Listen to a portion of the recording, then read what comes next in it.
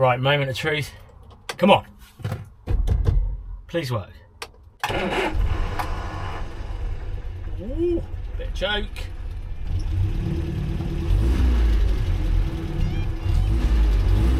Oh boy. Oh, Winston always makes me nervous. I've already broken down once in him.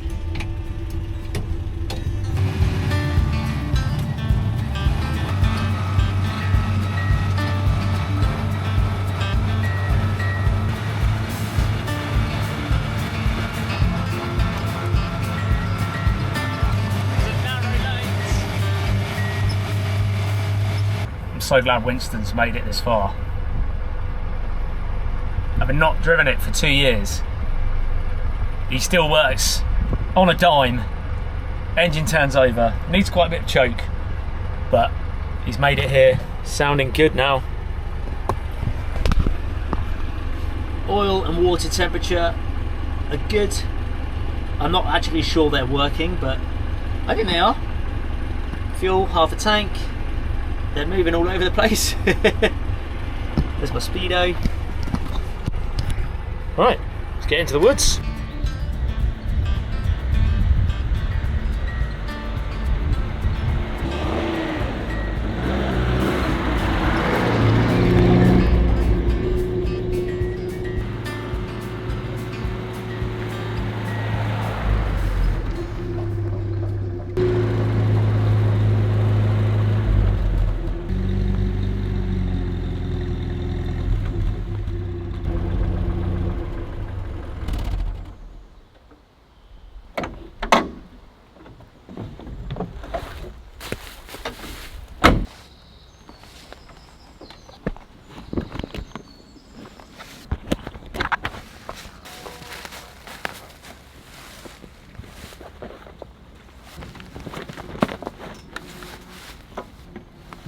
Fuel can.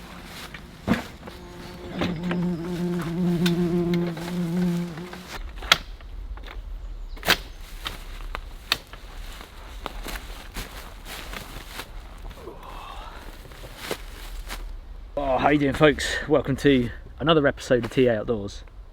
Today I'm camping from Winston. He's still here, my 1981 Series 3 Land Rover Lightweight, or air portable. Called air portable, by the way, because it can all fold down pretty much level, the windows, the windscreen and everything, doors come off, and it can be lifted up via a helicopter, hence the air portable. This has served in the British military. I'll explain a bit more about that later.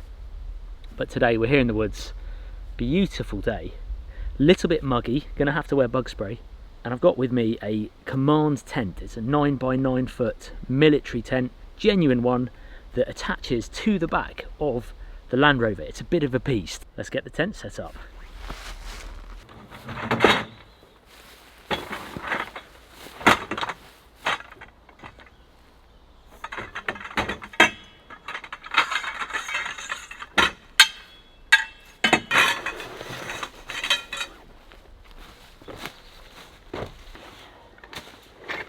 Oh, there's a hole in that bag.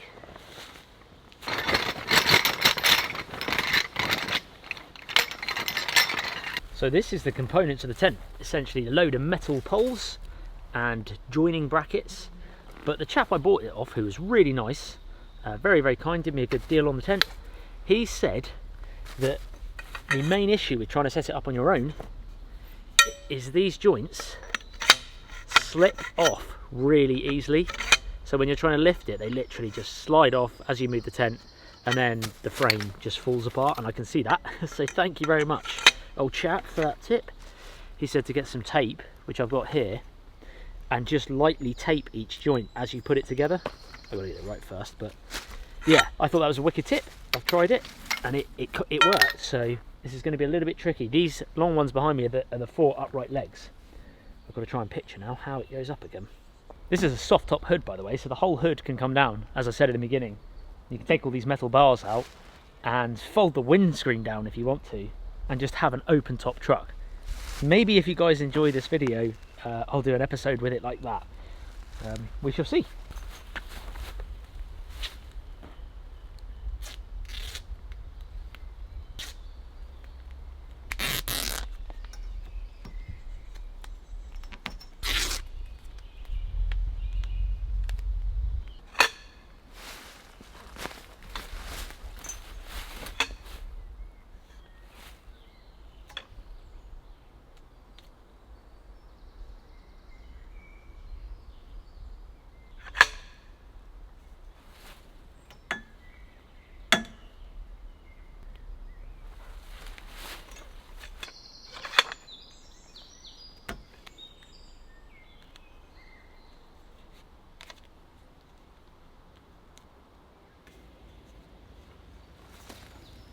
That's one apex done.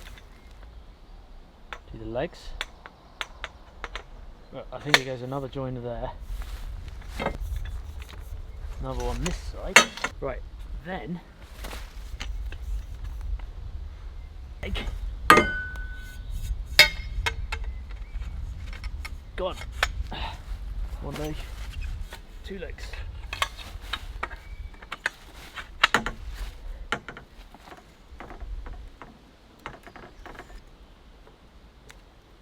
Now I've got to just replicate that.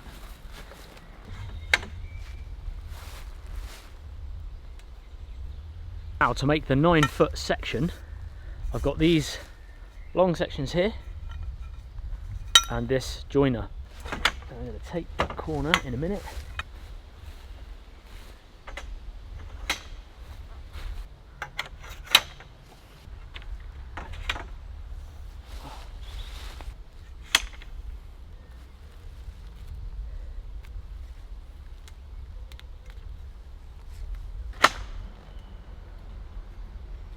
Frame is set up. Like I say, that's not even the hardest part. I do need to leave a gap of maybe, I don't know, nearly 2 feet, because there's a tunnel section on the tent that goes over the back of the Land Rover, so it totally encloses.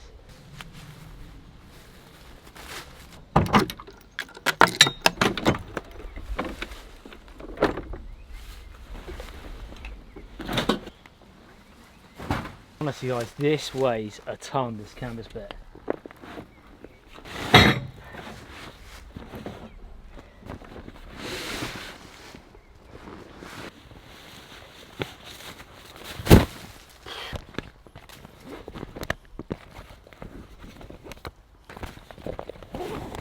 Very heavy duty bag this.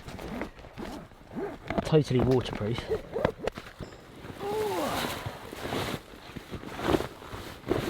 So heavy.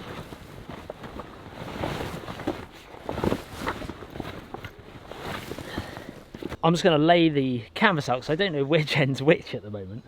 I'm just going to try and lay it out. I'm near the track here as well, so put it all out and then see which side. There's 2 windows, see which side the right door is, and then it's going to be really tricky. Really tricky. The tunnel. So this side here needs to come up and over the frame.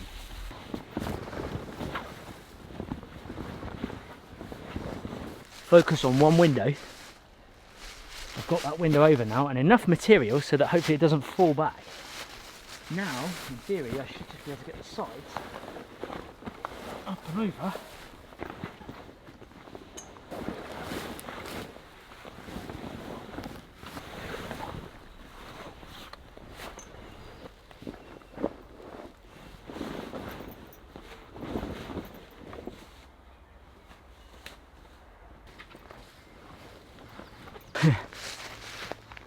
I think I'm there. That took I don't know, 15 maybe 20 minutes.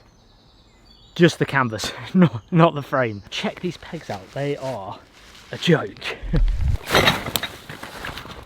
Let me show you these. That is some tent peg. It's welded, so it's not actually solid steel, I don't think. It's hollow aluminium maybe. And it's made in 2011. But I do like the design. I don't think I'm going to need, well, I'll peg it out, but I don't think I'm going to need to peg it really. These are the actual pegs I think that go with it. They're certainly rusty enough to go with the Land Rover. So these are the, I guess, official Command tent pegs. And these are the upgraded Beast Storm pegs, which I don't think I'm going to need. What? Got a blacksmith hammer as well to knock them in with. That's a beast. So I've just got to say, the chap who I bought this off, I can't remember his name. I think it's Matt or Mark. Maybe he watches my videos, I don't know. I bought it off a Facebook group of Command tent owners, I think.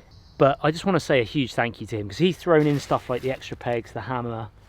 There's a big camo netting that goes over all of this, but I didn't bring it this time because it's massive and it would have been a lot of work in the time I have. So, but I just want to say thank you to him for allowing me to buy this. I also have lots of webbing straps, big thick kind of webbing straps to tie it down with. It's not that windy today up here, and I'm only here for the night, but there's loads of straps that go with this thing. It's for setting up and leaving up for a good while, I'd say. So I'm going to use these pegs.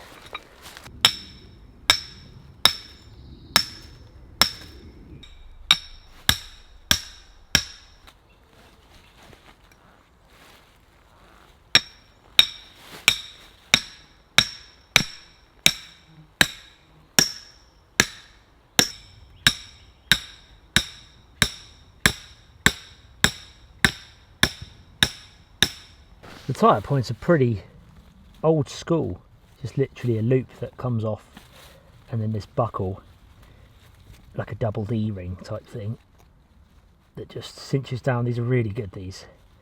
So as you pull it down, this top part of the buckle pinches down like this. Once you pull it, it pulls itself down and pinches, the bar pinches the strap down like that, so it stays tight, so then that loop doesn't slip. I don't need to tie these out today, there's zero wind at the moment, that's why the bugs are out, but there is more tie up points should I need them. There is like a snow flap, but I'm guessing that tucks under, because otherwise it would, if it comes out like that, then the peg's not going to go in, so we'll tuck that under. So this is probably my favourite part of the whole tent, this entire section here. Well, this flap first, I think goes over there. Over or under, I can't remember. Someone out there will know. And then there's this tunnel section here, which pulls up and goes over here. I might have to back the Land Rover up a little bit actually. Just a bit more. Almost all there. Okay. And now the tunnel section. That goes under there. This goes over there.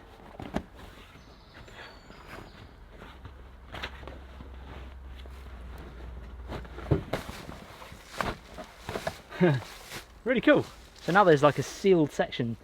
The tent is sealed into the back of the load bed of the Landy. Can relax a bit now.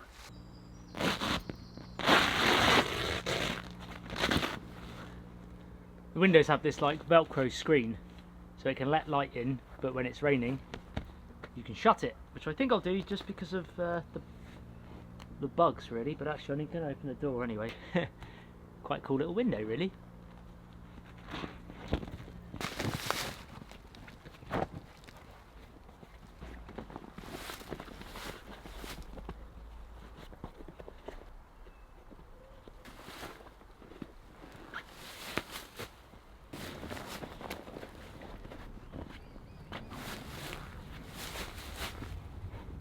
So this is all the room.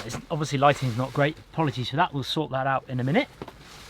I can see right the way through to where the driver would sit in the Land Rover and the passenger. I can climb into the back of the vehicle. I think there is a ground sheet. This might even be a new ground sheet. No, it's a spare tent bag, but I'm going to use that, I think it is, as I'm going to be sleeping on the ground tonight and there isn't a ground sheet. I'm going to use the tent bag as my ground sheet, and then I've got a mattress to go on top of that. Oh, once I'm on the mattress, the sleeping pad, which is an air one, I think this will be fine. There's just so much room in here for just me on my own. My humble abode is now set up. The bugs are getting pretty bad though. The winds for some reason has just totally died off. I thought it'd be quite a lot windier this afternoon. So the bugs are here. I'm going to set up a fire pit, I think, just here. The lighting's quite nice in this little kind of glade area in the woods, and it's just nice and clear. That's a petrol obviously, and quite a lot of it is exposed. You actually have 2 fuel tanks in this, and you're sat on one of them. The other is in the passenger seat. They're directly below you. I'd rather not have any sparks or fire going towards the flammable fuel, so I'm going to have it just here.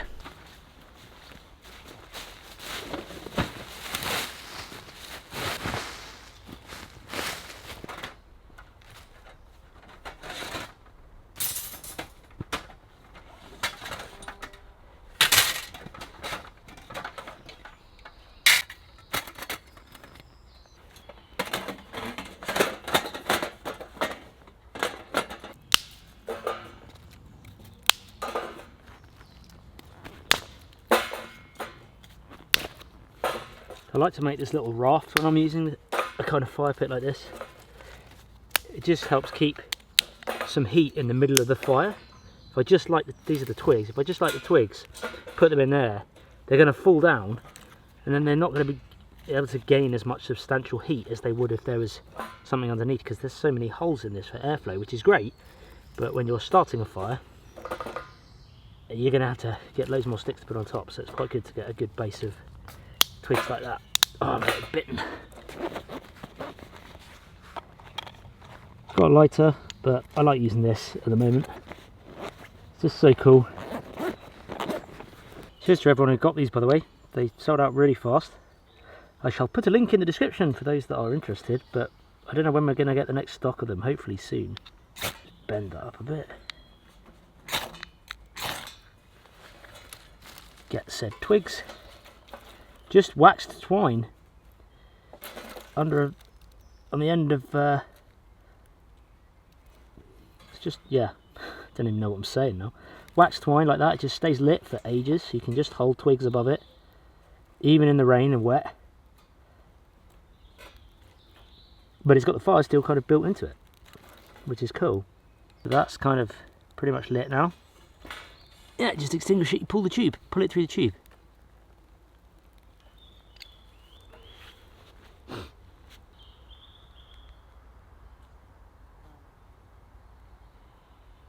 Another great thing you can do with this fire still is there's a hole in the tube where the wick goes through. You can take the wick out, put it to your lips and just blow air into the fire.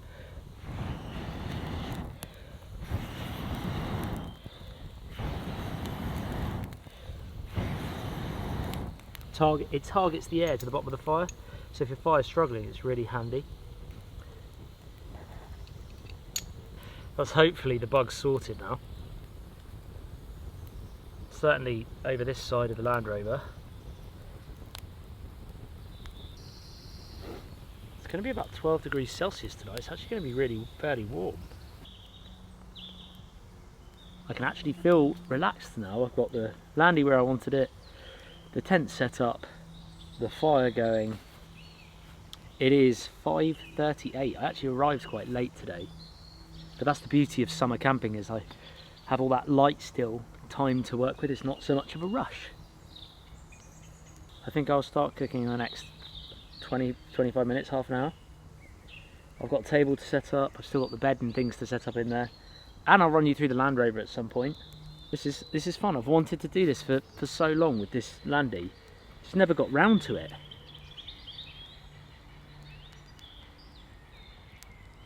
Beautiful little woodland this. Loads of saplings everywhere. Mostly mature beech trees. Some sycamore, but the rest is just dense hazel. And lots of saplings, sycamore, hazel, beech. The bird noise is beautiful. And the view over the fields, it is kind of adjacent to a field. The view over the fields is stunning. Ideal. Love it.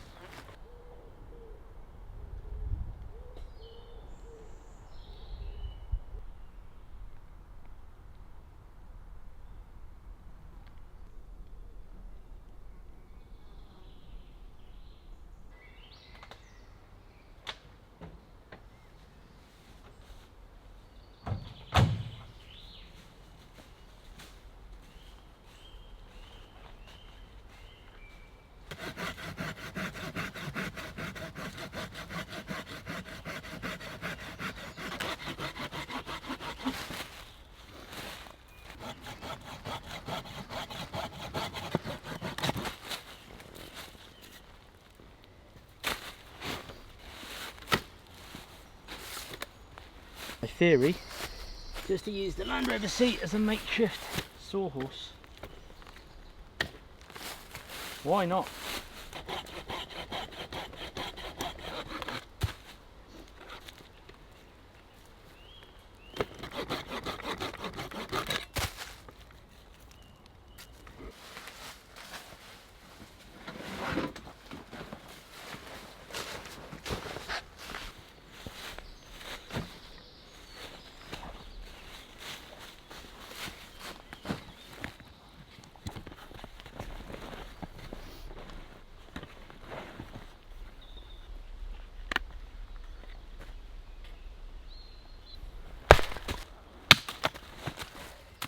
Right, got enough firewood certainly for the next few hours.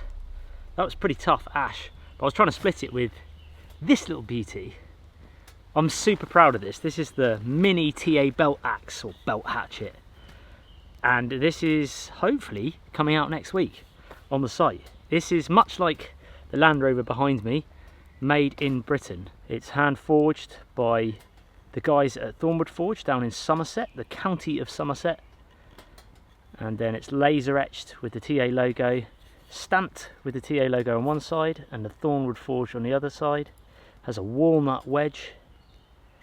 It is beautiful. It's a lovely little carving hatchet, kindling splitter. For me, this is my go-to kind of summer hatchet, really, axe, because I don't need a big giant axe in the summer to be chopping loads of firewood. It's just a great little kindling one, and the idea, oh, the leather sheath, by the way, as well. Cool fact, this is again handmade in England from the finest leather we could source from the last oak bark tannery in Britain. I think it's over nearly 300 years old, or over 300 years old. The process is absolutely incredible. If you ever watched how the TA axe was made, my bigger axe, you'll see the entire process of how they make the leather there and how they tan it with the bark of an oak tree, and the process they use, a very old mill with a wheel and everything. It's amazing. It's a really, really impressive place down in Devon, that one. And yeah, this is the mini TA belt hatchet. If you guys are interested, I will put a link in the description to them. They're not going live on the site until next week. Guys, we only make these in very small batches of 30, maybe 40, sometimes 50, but normally about 20 or 30 batches, so they go really fast. But I'm very, very proud of it. Ashwood handle, and this is darker, this one, because I've used this for a long time. They're actually quite a bit lighter, the handles, when you first get them, but over time they get darker when you put the boiled linseed oil on them. And yeah, look after them. Thought I'd let you guys know. Next week, hopefully, fingers crossed. I'm gonna have a cup of tea. I'm tired.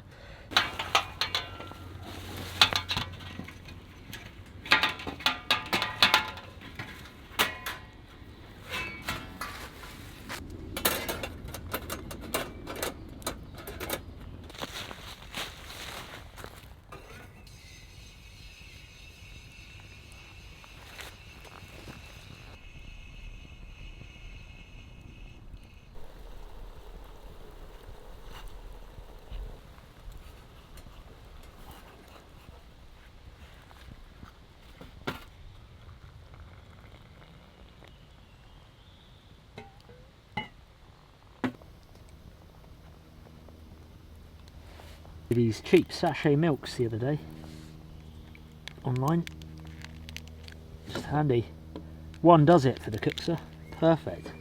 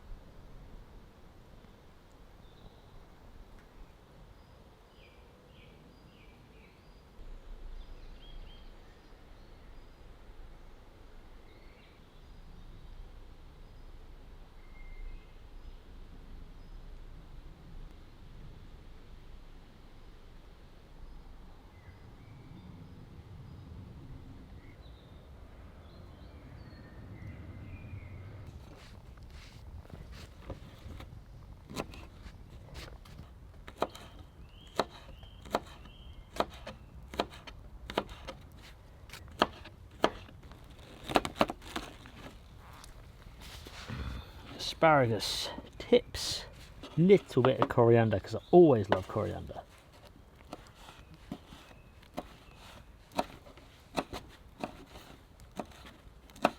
That'll do.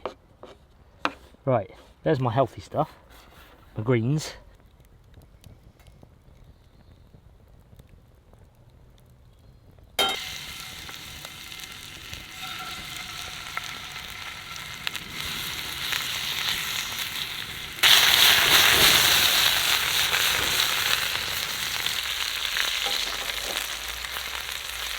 Right, just going to put that chicken on this plate to the side. We need to use the frying pan. At home, I made some chopped potatoes with onion powder, garlic powder, rosemary and thyme, salt and pepper. So we'll fry these off for about 7 minutes.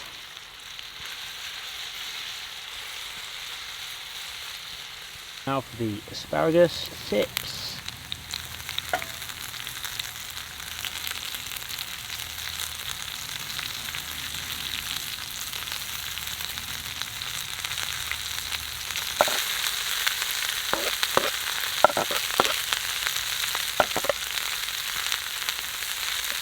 Let's put the chicken back in.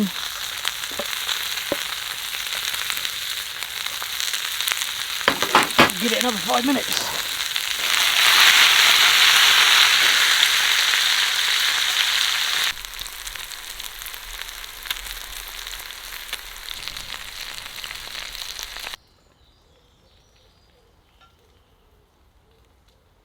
So I'm just going to put some coriander on top and some lemon juice, freshly squeezed lemon juice. Yummy. My type of dish. That is most unlike me. A half decent looking meal. Chicken's bang on. Some of the potatoes did burn a bit where they were a bit too thin. But they have perfect texture. For what I like anyway. This is not a bad meal for me. That's lovely.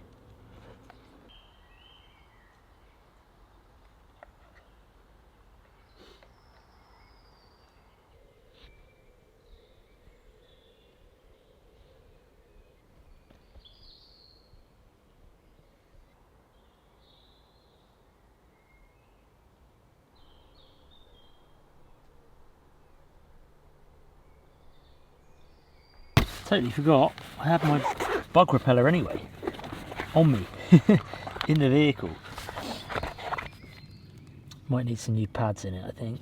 No, I'm going to need some new pads. Link them in the description, but they basically use 2 repellent pads,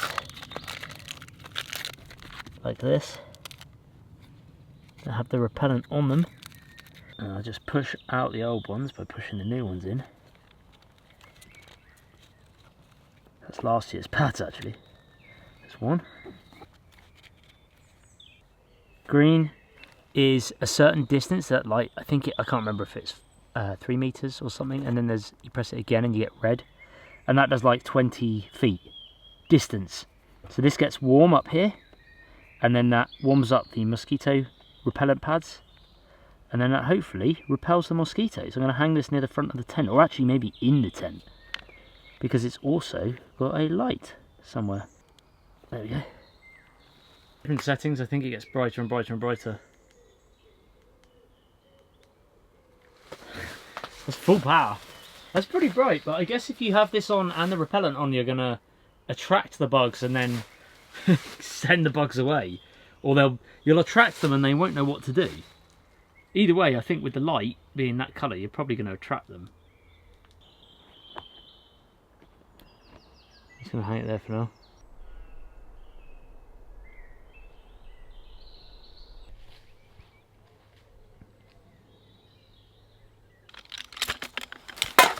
Oops.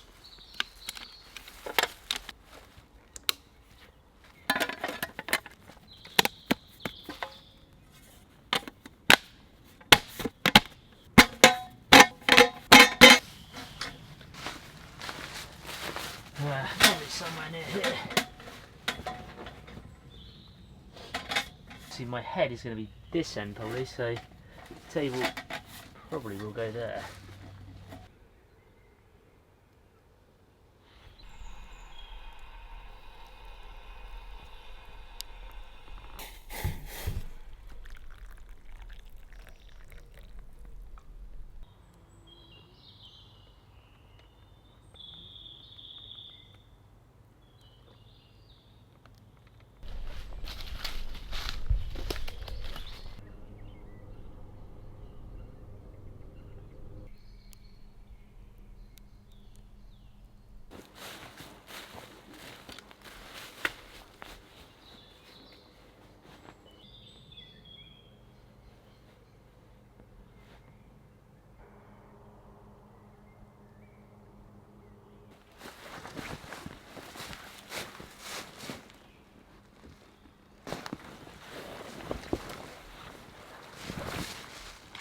very cozy. I've just buttoned down the door and I'm going to set my bed up.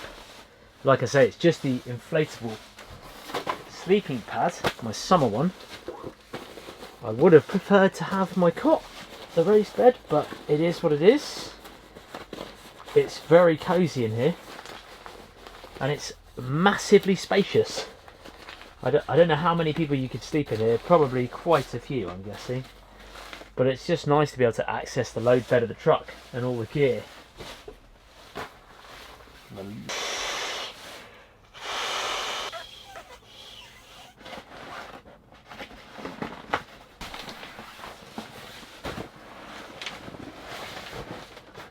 Sleeping bag. I'm onto the old, one of the 2-season bags now. Well, it's kind of a 2-season / 3-season bag. Might be a bit warm for tonight. I think the comfort rating is -2, but I'd rather be too comfortable than too cold.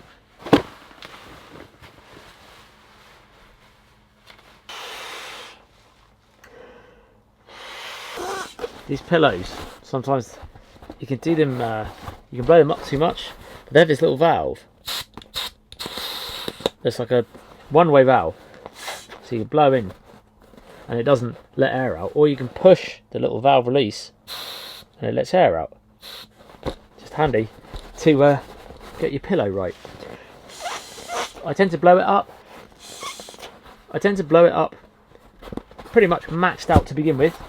Then I lay with it and I see how much I need to let air out. I can go and drag. And then it straps around my pad like that, my sleeping pad.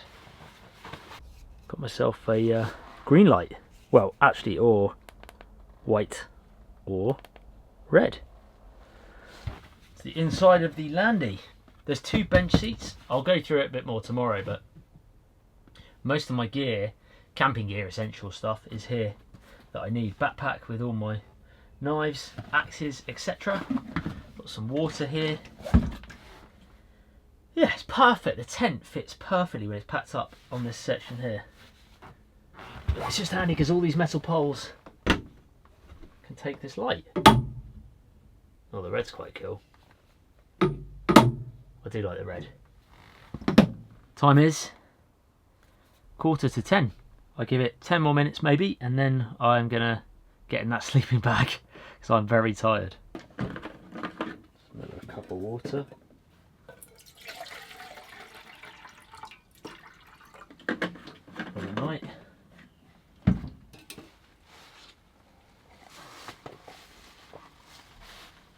We call it a night, folks. I'm tired. I've not been sleeping great the last 2 nights actually. My kids, I've got a 5-year-old girl and a 3-year-old boy, and they have been up in the night, I think 2 nights in a row now. And then it's normally one and then it would be the other. It's not like they could do it together so we could get one bad night, but anyway, I'm shattered.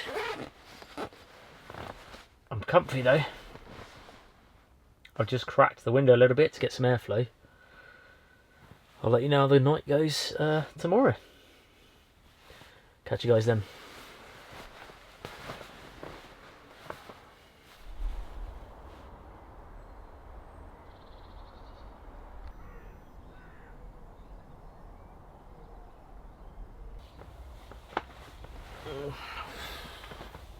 Good morning.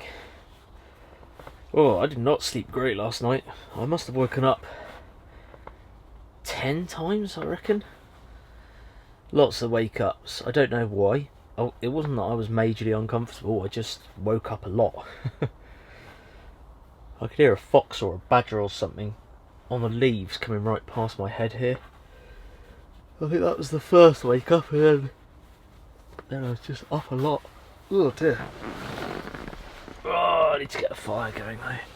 I do like having the windows in here.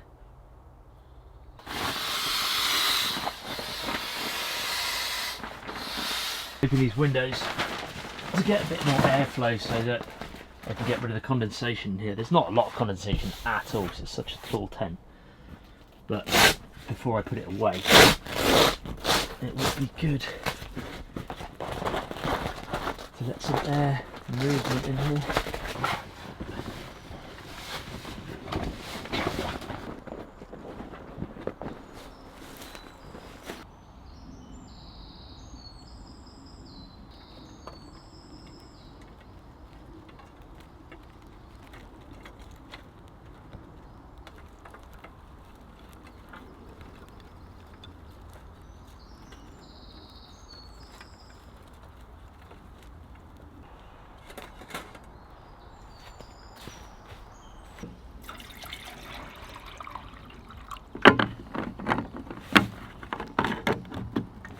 This morning we are going for a bit of bacon, smoked back bacon, nice and thick.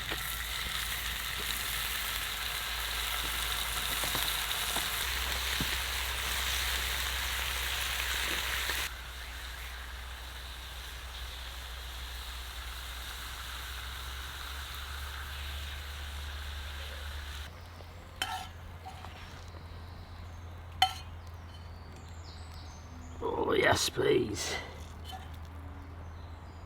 Bit of ketchup, and then that's ready to go.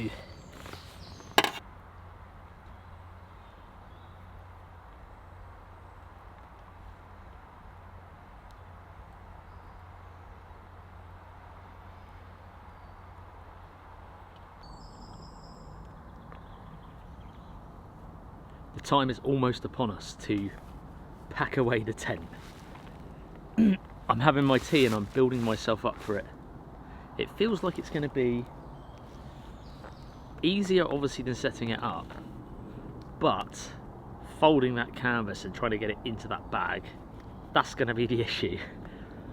Hopefully it's a smooth process, fingers crossed. And actually even harder than that is getting Winston started this morning on his cold start. Because he struggles first thing in the morning. Got to use lots of choke. Fingers crossed I can get back home okay, with no issues. Cracking camp though, absolutely beautiful. Really, really good. Love the spot. I think next time if I did it, I would come in, even with this Winston or my other Land Rover, I would come deeper into the woods here off the track. I've just cleared a little area in front of, behind the camera, sorry, and yeah, it looks perfect now with the lighting and everything for the Land Rover, because the lighting's not been kind of great filming wise with where it's at. But yeah, should be good.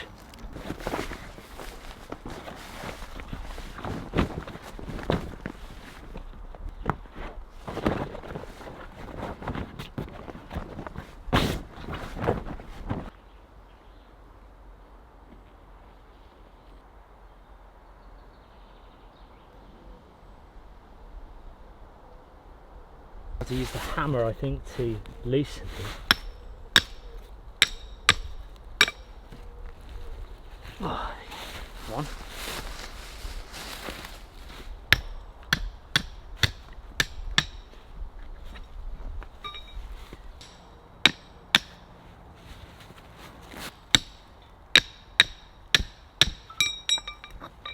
I'm just going to do the reverse of what I did yesterday, so taking the pegs out, undo the tunnel,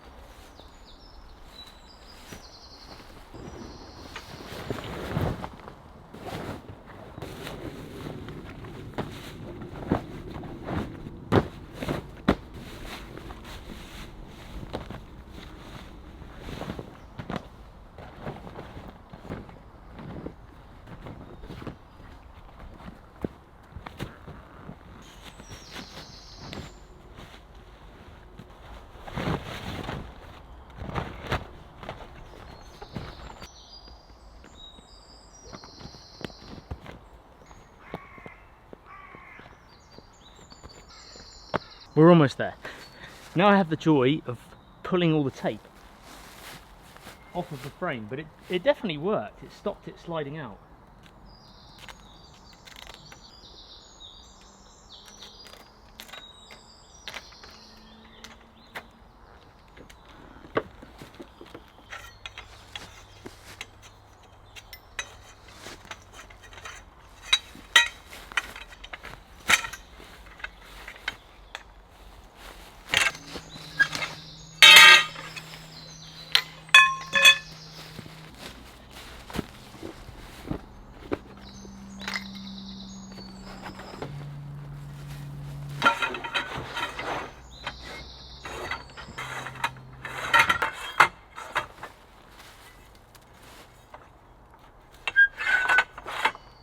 You've got 2 bench seats along here, where I guess you would be able to sit 4 men. I think this is a 12 volt. There's 2 types of these. There's a 12 volt and a 24 volt fitted for radio, FFR. I think this is a FFR that was converted to a 12 volt, because it does have all the radios on the wing tops over there. But they would have had, some guys still have them, you can Google them basically, but they would have had all the radio system along here, and it's quite amazing really. They're really impressive. This whole bulkhead here would just be full of techno gear and radio stuff. But there's a bench here with some wood on it as well, which I've just got my sleeping bag on at the moment. The tent fits perfectly here. As I said, this soft top, all of this can come off and it can be totally open. But yeah, very comfy sort of bench seats. A lot of guys in the UK now, in Britain, use these for shooting, like local shoots on the weekends and stuff. They go shooting, put the guns in here. This is like shotgun, like driven shooting on big estates and stuff. Yeah, that's what they're kind of used for a lot now. And there's also Land Rover restoration guys out there as well, who just restore them and use them as like a weekend ride around pub vehicle on the sunny days. Yeah. I'm yet to decide what to do in terms of renovation, because it's quite a commitment to do it. Right, let's get the rest of the gear in. Oh, I'll show you the front. Oh, welcome to the cockpit, as they say. Big old steering wheel. It's like a bus, no power steering. 2 seats in the front, seat belts, 4 gears, handbrake. There's low range. There's 4-wheel drive, low range and high range levers as well, so it's just as capable really as my Land Rover Defender. There's the choke, which we'll use in a minute, all your lighting switch and your panels. This is the winterized version, so it's got a heater just here. I haven't got the ducting for that passenger seat one, but there's a little heater here, and it comes up and it heats your windscreen, which is quite a luxury for something like this back in the 1980s. And that's it really. We've got to get it started and warmed up, and hope he starts. I really, really hope he starts. Please, Winston.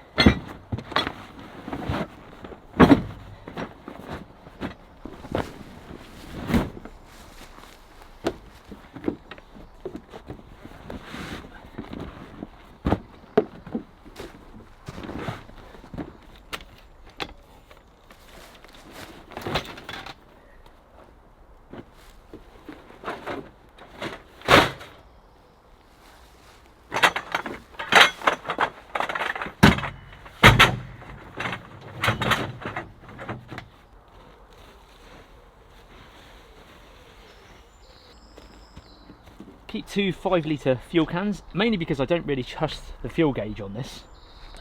There is dual fuel tanks. There's one under each the driver's seat and the passenger seat. I tend to keep these just in case I run out, or if there's a blockage in one of the fuel tanks.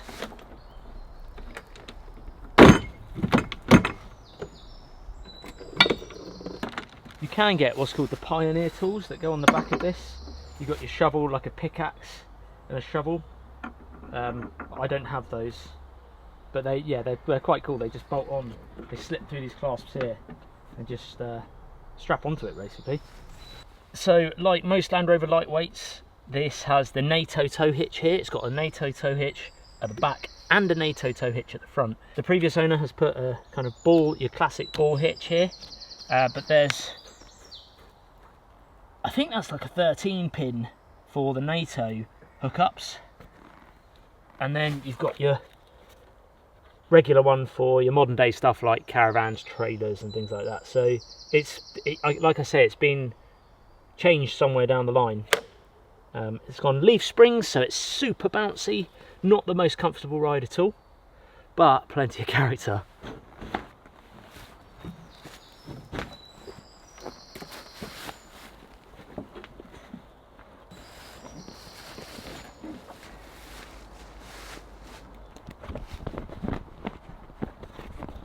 I mentioned about the fuel tanks earlier. There's one, just there. It's quite fun filling up at the fuel station when people see you just take your seat off and stand there with a fuel pump. One there, and the same on the passenger seat. You might notice the eagle-eyed among you that these are Discovery seats. These are not Land Rover lightweight seats. Right, the moment of truth. The time I've been dreading. Will he start? Come on, Winston. May the Land Rover gods be with me. Choke out.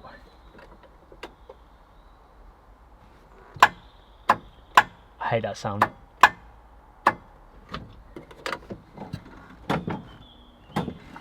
That is the sound you don't want to hear. I've got power. Oh! Yes!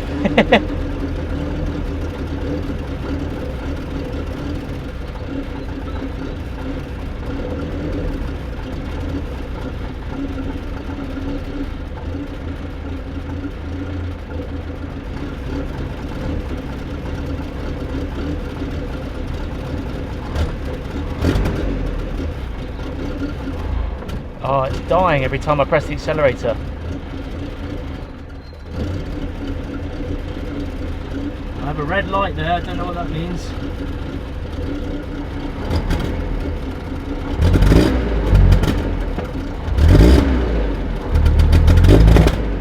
There's a lot of smoke.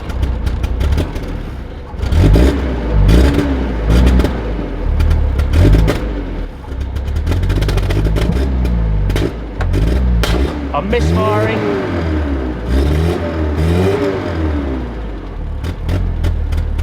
No. So I'm going to try again. I'll check the spark plugs. They were new like 2 years ago, I think. It's not been driven loads. It drove here fine. It's had a relatively new coil, but it obviously still misfired. That is the issue. Helps if I have the key.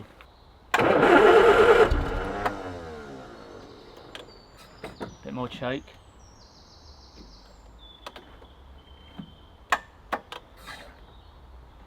Definitely needs a new starter motor.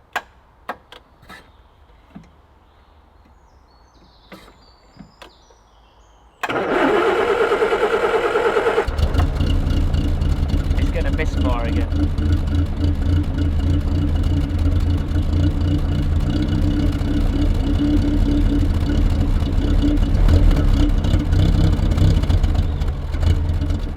It's a simple fix, I'm sure, but it's, like I say, it's had a new distributor cap, new spark plugs, new coil, new carburettor in the last 2 years. I might just leave it running for a bit and we'll see.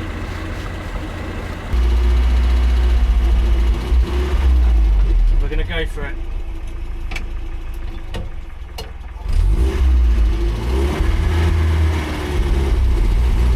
Moves.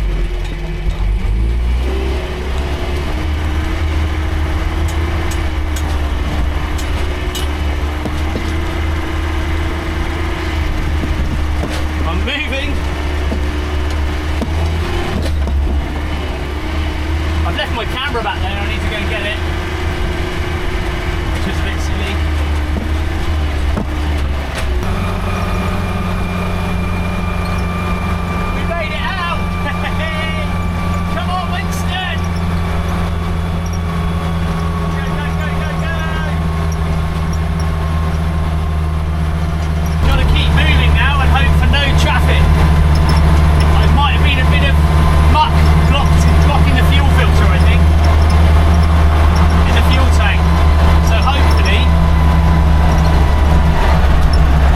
Folks, we've made it back to where we started.